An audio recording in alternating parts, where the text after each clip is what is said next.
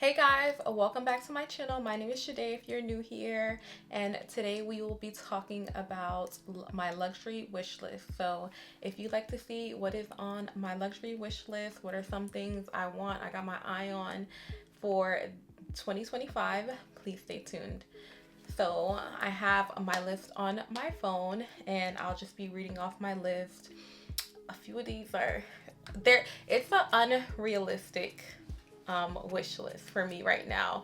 A lot of the things are unrealistic, but some of the things I feel they're attainable. So we're just gonna go over the things and I'll tell you what's realistic, what's unrealistic. First up, we have a Hermes Birkin 25. That is my number one bag that I want this year, and I do not want to have to buy it resale. I would like to buy it retail.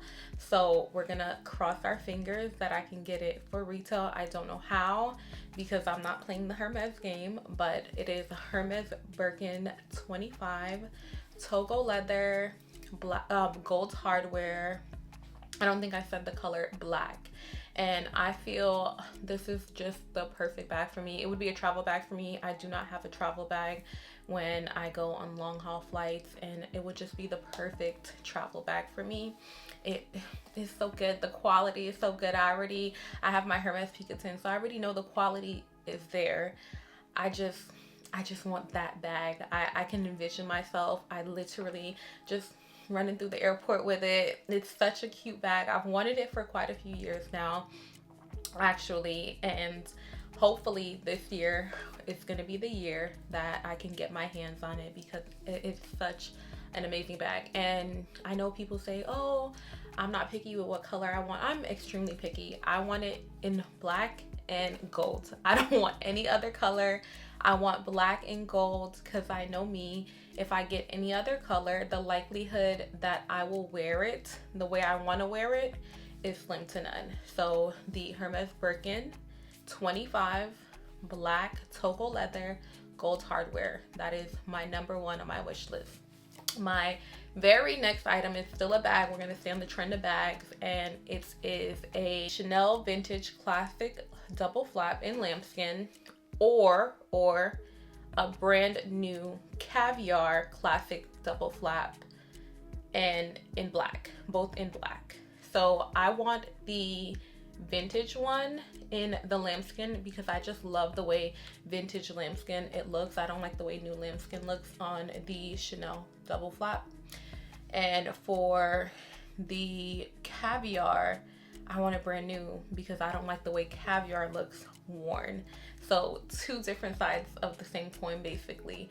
But I really want the Chanel lambskin vintage, preferably before the year 2012. I just something about them. It is such a beautiful bag. It's a classic, like in the name that it says. It's literally a classic, and it can be worn, dressed up. You can dress it down. Actually, I wanted it in medium. I was gonna say I might want it in jumbo, but no, I want it in medium. That way, my frame, I'm 5'4", so I'm a little bit tiny on the smaller side. So I think a medium would work best for me, and either the caviar or the lambskin.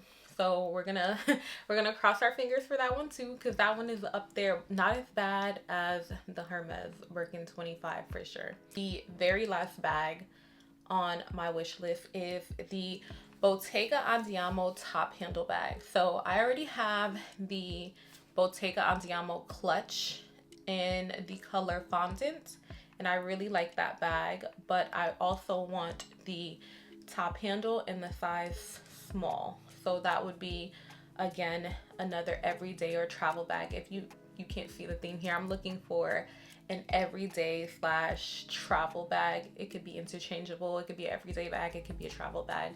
It really doesn't matter for me, but the Bottega Andiamo top handle, and that one, I'm not really picky with the colors. I think a brown, the fondant or black would be fine for me. I'm not super picky. I like the structure of the bag. I'm into structured bags if you can't tell, and I believe it would fit well into my wardrobe. So the Bottega Andiamo top handle in black or fondant. So I do have quite a bit of jewelry on my list actually, and this is where a little bit of the unrealistic part of my wish list comes into play, because I do know a lot of these things on the list, they're pushing a lot of figures. They're pushing a lot of figures, but I made it a goal this year. I would like to start building up my jewelry collection, necklaces, earrings, bracelets, everything. So that is why I do have a lot of jewelry on this list. So starting off, the very first unrealistic, starting off strong, is a gold vintage Audemars Piguet watch, Royal Oak, 30 or 33 and vintage. I don't know if I said vintage, and I prefer vintage because just looking at the watch, I like it when it's worn in a little bit, for me personally. And it's such a beautiful watch. It's still, I believe in those sizes that I mentioned, it still can be, it's dainty, but it still is like grown up a little bit for me. And that's why I want those particular sizes, either or. And right now they are, I think the last time that I checked the price for the vintage AP Royal Oak, all gold, it was 33,000. So that's where again the unrealistic part comes in, but I'm gonna be hopeful. We're gonna keep our fingers crossed. So I think I'm a gold girl, so I like mixed metals here and there for sure. But as far as like my standard, like a watch, because the watch would be more so for me an everyday watch, I would like it to be in gold, no two-tone, just plain gold, so it can go with my everyday jewelry stack. And as far as the size is extremely important. I don't want it to be too big, I don't want it to be too little, I want it to be just right. So that's why I chose that size. She's a heavy hitter, but she's such a beautiful watch. I have had my eye on that watch for, I believe, over 3 years now, and it has not left my mind. It has not left my wish list. I have a running wish list where I go in, I update, I take things off, add things, and it has not left my wish list for the past, I think, 3 years. And it's just, that means it's just meant for me to have. It is just meant for me to have. My very next item, we're gonna just couple all these into one. Actually, no, we'll do them separately. So my next item is a diamond tennis bracelet, a 3-carat diamond tennis bracelet, preferably. I have a tennis bracelet on right now. This one is actually from Amazon, and I got it a few years ago. It actually has worn really well, but I think now I'm ready to upgrade to actual real diamond tennis bracelet. And it just, the way this one has incorporated into my stack so beautifully, I think it's time for me to make the investment of an actual tennis bracelet. And I've wanted it for a while. I just haven't bit the bullet and bought it. But again, this is the year I'm updating my jewelry, updating my stack, rings, everything. So diamond tennis bracelet, to stay on the same trend, a diamond tennis necklace, preferably a mini diamond tennis necklace. I know Ring Concierge, they have I think it's either Ring Concierge or Blue Diamond. I'll add a picture, and they have a mini, it's so pretty, so cute. It's a mini diamond tennis necklace, and when I say it is the most beautiful thing, I feel it would incorporate well, because the way I would wear it is, again, you're gonna see the theme here, it's everyday jewelry that I can have on. It's no issue, no fuss. Just keep it, wear it in the shower, wherever I need to go. Of course, there'll be times where I would like to dress it up, but more so I'm looking to build my everyday jewelry collection. And on the same topic, diamond tennis earrings. Just a cute little 2 or 3 carat diamond tennis earrings. They don't have to be anything special, just real diamonds. That's it. That's all I'm asking for. Diamond tennis studs, period. That's it. nothing else, nothing more. And my next jewelry item on my wish list is a Cartier, actually not a, 2 Cartier love rings, preferably one with the diamonds and one without diamonds. I want one for one hand and then one for another hand, because I like wearing rings. When I do wear rings, I like wearing them on both hands. So that's why I want two to add to my collection, to wear them on both hands. And it would be gold hardware for sure. It'd be gold. Again, I'm not a silver girl.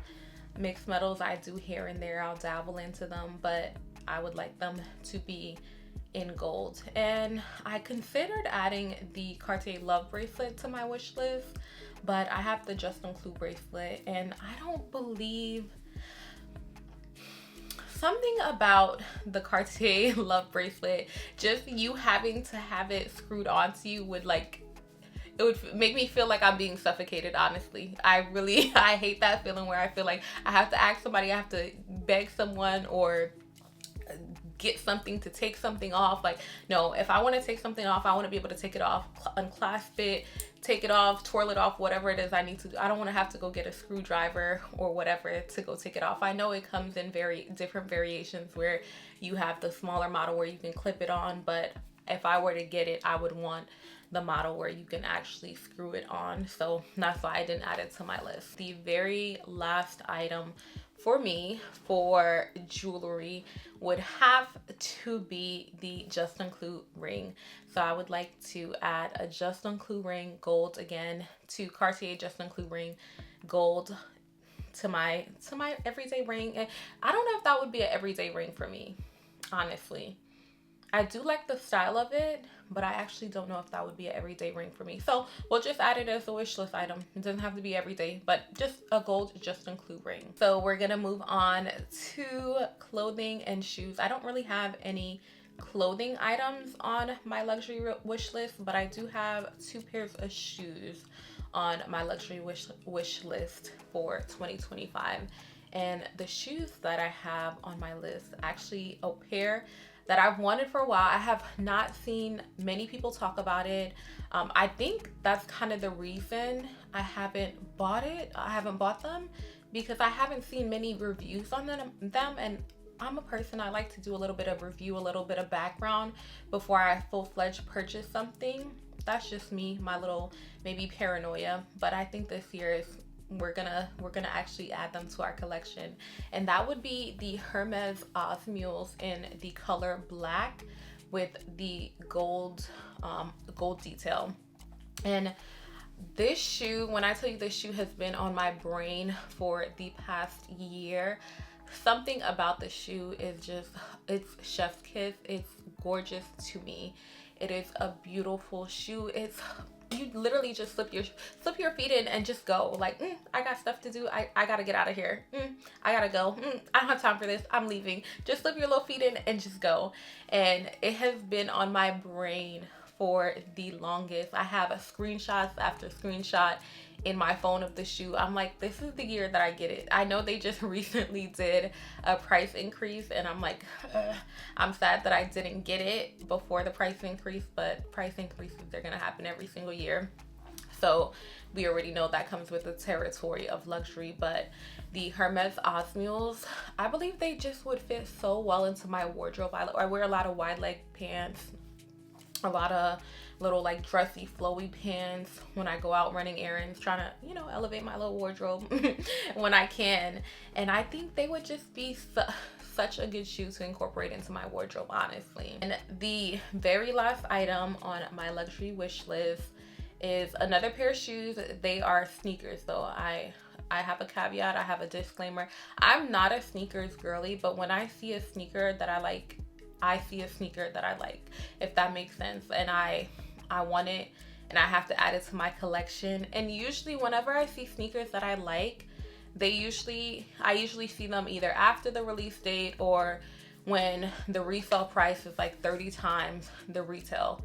And I'm like, why didn't I know about this when they first came out? Why did I have to wait to see these to like them after retail?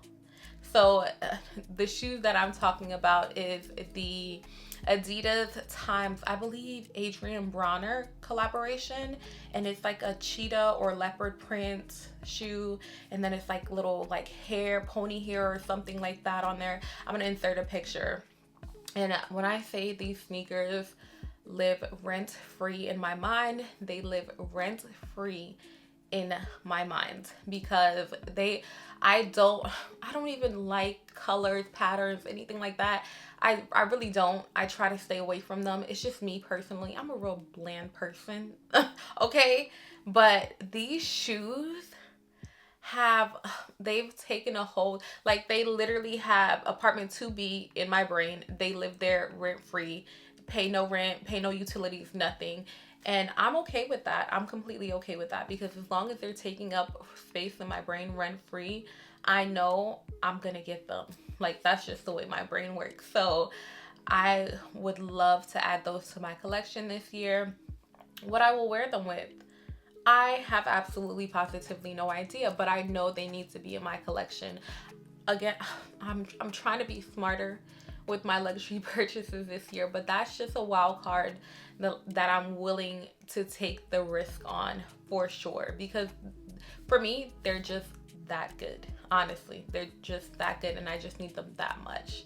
So, hopefully I get to add them to my collection this year and they can go ahead and move out, get evicted from my brain, and we can just move on. So we'll see how that goes. Okay guys, so that concludes my luxury wish list for 2025. I would love to hear if you guys have any of these items that I have on your list or what is on your luxury wish list for 2025. What things you plan, you know you're gonna get, and what things are just a little bit unrealistic. Those are the fun things to have. And what things are maybe like wild cards on your luxury wish list. So feel free to share that with me in the comments below. And thank you guys for watching.